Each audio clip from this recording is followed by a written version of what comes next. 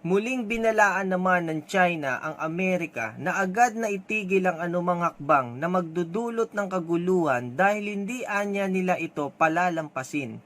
Nakapagdudulot lang umano ito ng kaguluhan sa nasabing teritoryo. Huwag anyang palakihin pa ang problema at sirain ang magandang ugnayan ng Pilipinas at China. Palagay nyo ba mga utol, maganda pa ang ugnayan ng China at Pilipinas? Kung kayo tatanungin, anong masasabi nyo doon sa sinasabi ng China na huwag makialam yung US sa ginagawa nila sa Pilipinas? Maganda daw, di umano, ang relasyon ng China at Pilipinas. Sa trade siguro, pero pagdating sa kanilang gobyerno dito sa West Philippine Sea, kung hindi nila to bibitawan, hindi rin naman tayo papayag. Ayon kay President Bongbong Marcos, hindi niya mapayagang maagawan tayo ng teritoryo. Kayo ba mga utol, papayag ba kayo? Maangkin ng China ang West Philippine Sea na sa atin naman talaga, nasa ating exclusive economic zone. Mga karunungan, kaalaman, teorya, kasaysayan, hiwaga at mga bagong tuklas. Alamin natin. Marami ng insidente nangyari mga utol kung saan pinalayas ng ating Philippine Coast Guards yung mga foreign vessels na pumapasok sa ating teritoryo, partikular dyan sa West Philippine Sea. Ngayong mga utol, may mga ibang footages na tayo na ilabas. Mamaya may ilalabas din tayong actual footage kung paano in-intercept ng Philippine Coast Guard ang ilang mga foreign vessels. Pero eto, kung napanood nyo pala mga utol yung 16 na Chinese militia vessel na pinalayas ng ating Philippine Coast Guard, mga utol, ay isa na yun sa mga insidente nangyari dyan sa West Philippine Sea. Pero eto, yung China ay rumesback sa Philippine Coast Guard. Nagdagdag na naman sila ng kanilang mga Coast Guard. Okay? Pero nabigo, di umano, napasukin ang West Philippine Sea. Mula ito kay RC Learn, subscribe niya mga utol. Tulungan natin siya lumaki ang channel niya. So, like nyo na rin yung video game na panoorin na natin ito. Mamaya maglalagay tayo ng actual footage kung paano magpalayas ng mga foreign vessels ang ating Philippine Coast Guard. Game na.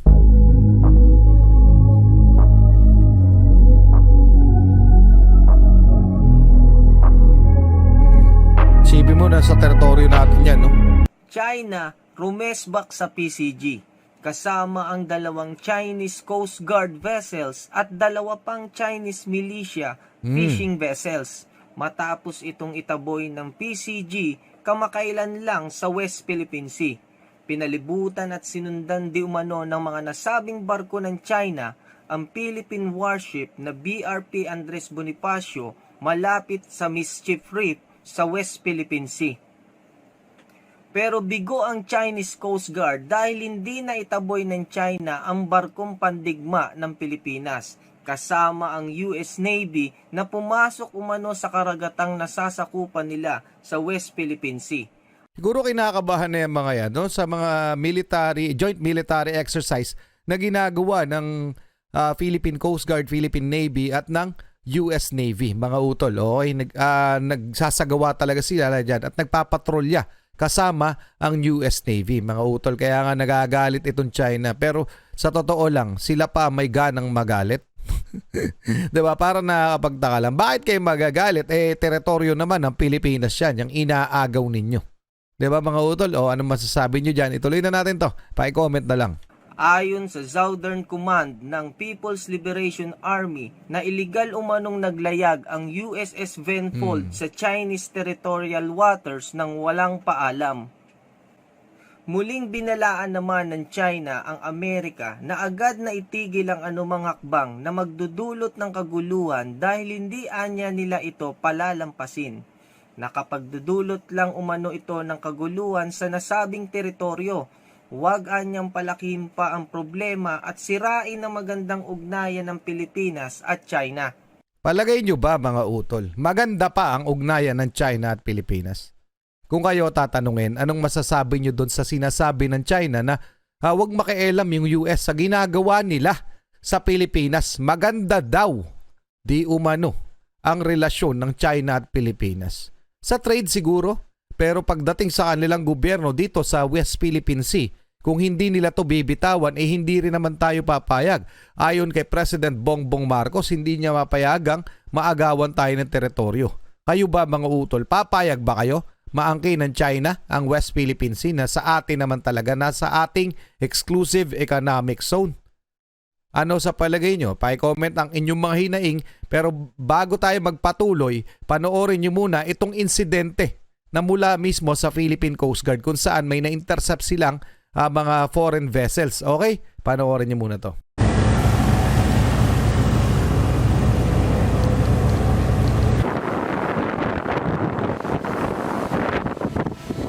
This is Philippine Coast Guard, PRP Cabra MRRV 4409. You are within Philippine Exclusive Economic Zone. You are requested to provide the following: name of vessel, intention, last and next port of call at Channel 16. To an identified foreign vessel at Marie Louise Bank. This is Philippine Coast Guard, PRP Cabra MRRV 4409. You are within Philippine Exclusive Economic Zone. You are requested to provide the following: name of vessel, intention, last and next port of call at Channel 16.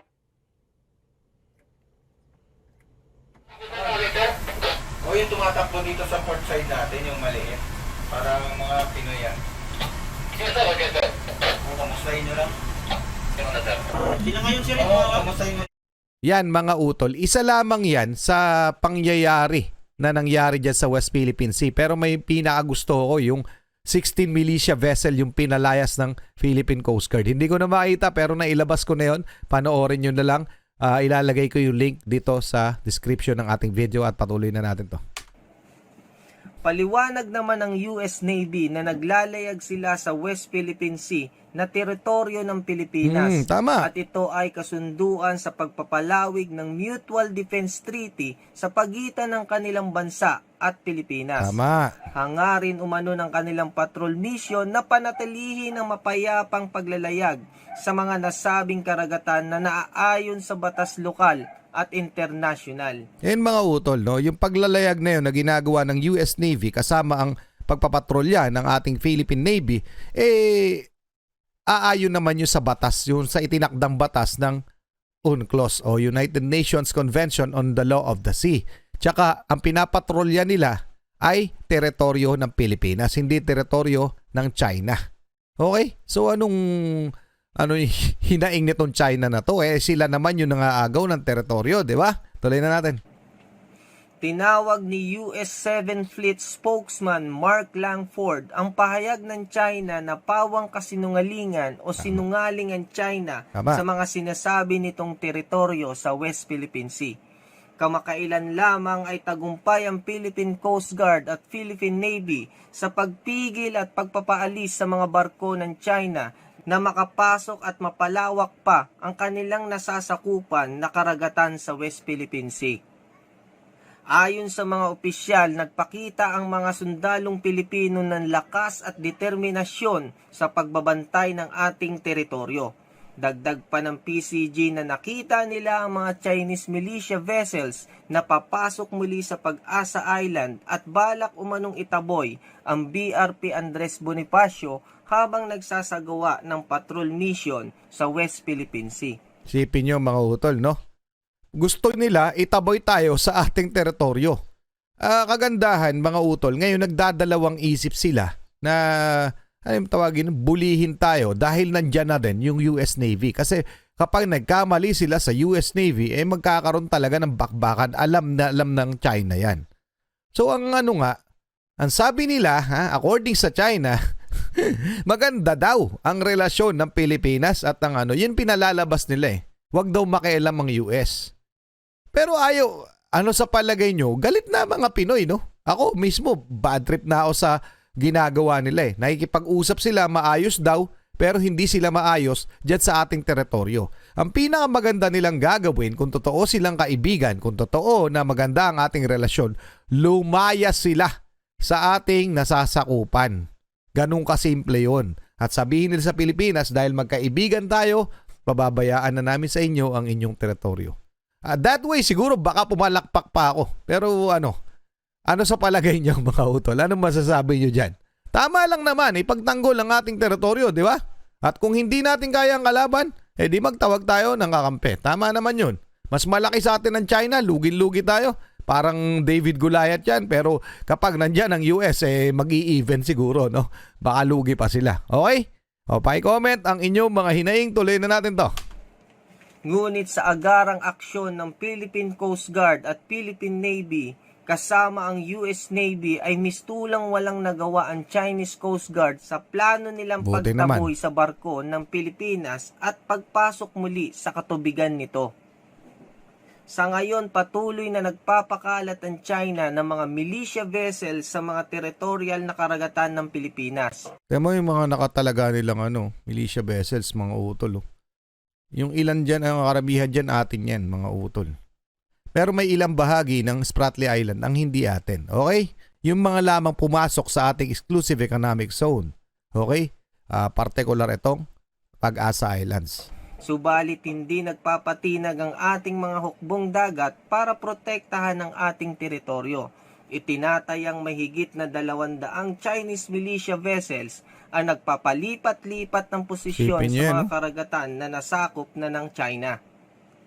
Maging ang isa pang kaalyado ng Pilipinas katulad ng Japan ay nagpapakita rin ng suporta sa Pilipinas sa Good. pagsiguro ng kaligtasan ng ating teritoryo. Sa kabila ng patuloy na tensyon sa pagitan ng China at Pilipinas, patuloy rin ang pagpapakita ng mga sundalong Pilipino ng tapang at determinasyon sa pagprotekta ng ating teritoryo. Tama naman mga utol, di ba? Protektahan ang ating teritoryo. At tama rin yung sinabi ni President Bongbong Marcos. Hindi niya papayagan, no? Na tayo'y maagawan ng kahit katiting na teritoryo. Tama naman yun. Kasi ginagawa talaga ng China yan. Kung hindi sila titigil nga mga utol, anong tawag doon?